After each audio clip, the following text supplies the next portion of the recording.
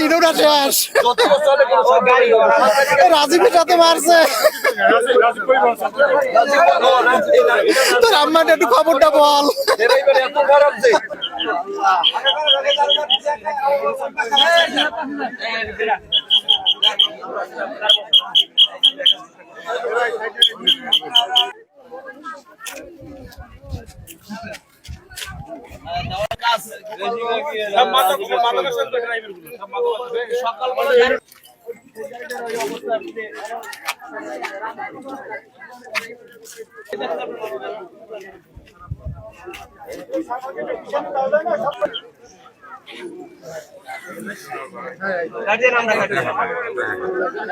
Bike নিয়ে তিনোটা শেষ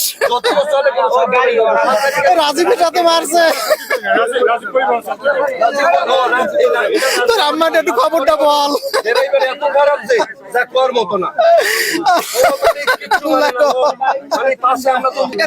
ভাই এক ভাই গত বছর বাড়ির মারা গেছে, ছোট ভাই আর 3 ভাই আমাদের বাড়িতে চায় আজকে। আমার ছেলে একাত্তর চাকরি করে ঢাকায়, এর আমার ওয়াইফ আমার ছেলের বউর জন্য আমার ছেলে কিছু মাল সামানা কিনে লইয়ে যায় আমাদের বাড়িতে সকালে।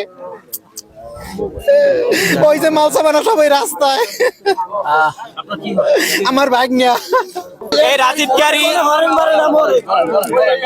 রাজীবকারী এই রোডে সপ্তাহে 2টা অ্যাক্সিডেন্ট করে। ঢাকা থেকে পাথরঘাটা বন্ধু প্রতি কি করে বেপরোয়া ভাবে চালায়। আমাদের দাবি এই গাড়ি এই রাস্তায় চলতে পারবে না। চালার অবস্থা এত খারাপ যে কোন সময় একটা মোড়ের আগে যে হরেন দেবে, সিগন্যাল দেবে, এই সিগন্যাল জিনিসটা দেয় না।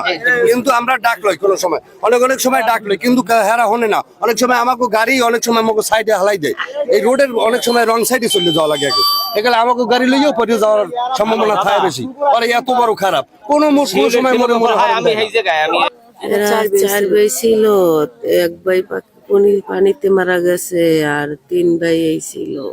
হ্যাঁ, একজন ডাকাতে আসছে 6টার সময় বড়জন, আর 2 জন তো বাড়িতেই ছিল। ওই ডাকাতে আসছে হইলে গাড়ি নিয়ে বের হয়ে আইছে। ড্রাইভ করতেছিল কি? মানে ওই বড় ভাই ড্রাইভ করতেছিল। যায় কমে মূলত যায় কেরাতপুরে। কিসের জন্য?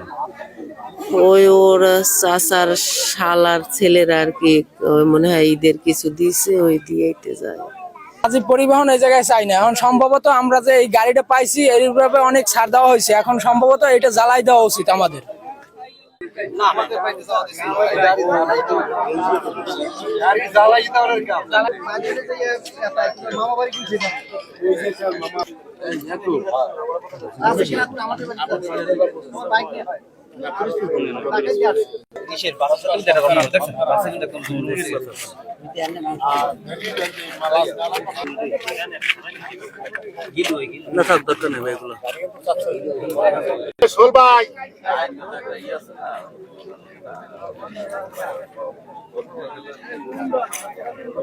আমাদের জেলায়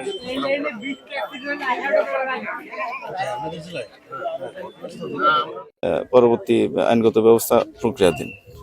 লাস্ট পোস্টমর্টমের ব্যবস্থা সুরতহাল করছি। এখন হাসপাতাল কর্তৃপক্ষ যেভাবে দিবেন আমাদের, হ্যাঁ তাদেরকে বলা হয়েছে যে আমরা তারা যত দ্রুত আমাদেরকে লিখিত দিবে আমরা একটা সড়ক মামলা নিতে পারবো। আমি আসার পর থেকে এটা প্রথম রাজীব পরিবহনের, এর আগেও শুনছি যে ওরা দুর্ঘটনা ঘটাইছে এবং আইনানুগ ব্যবস্থা তাদের বিরুদ্ধে গৃহীত হয়েছে, তারা ছাড় পায় নাই এবং এটা তো পাবে না। যারা মারা গেছে তার চাচার শ্বশুর